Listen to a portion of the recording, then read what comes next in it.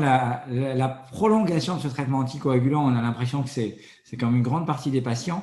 Est-ce qu'on a une idée en pratique de ce qui est fait, par exemple en France? Est-ce qu'il y a des registres européens ou français qui donnent finalement qu'est-ce qui est fait, que font les gens? Donc, c'est une très bonne question.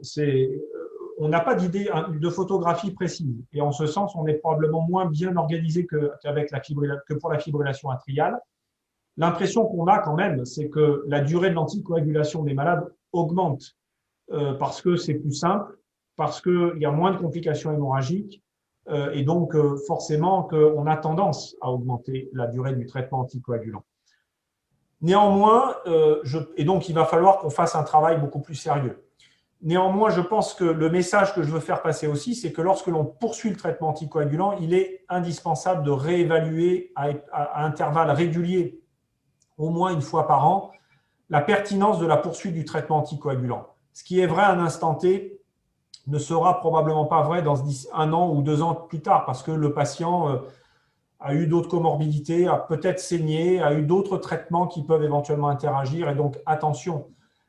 Et puis ensuite, on sait bien que les traitements, si on les renouvelle de façon automatique, au bout d'un moment, le malade se demande est-ce qu'il faut vraiment que je le continue et est-ce que c'est vraiment nécessaire de le faire.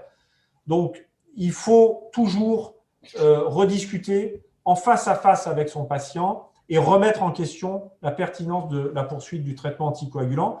Ce qui est souvent sous-estimé dans les études, c'est très clairement le risque hémorragique. Dans les essais thérapeutiques qui ont évalué les AOD en prophylaxie secondaire, on a des populations forcément sélectionnées. C'est des malades inclus dans des essais thérapeutiques, dans des essais randomisés. Et donc, c'est des malades qui sont à faible risque. Et d'autre part, ces essais, ils sont assez convaincants, mais sur une durée de 12 mois. Or, si on donne un traitement anticoagulant de façon prolongée sur une durée illimitée, c'est sur une durée bien plus longue.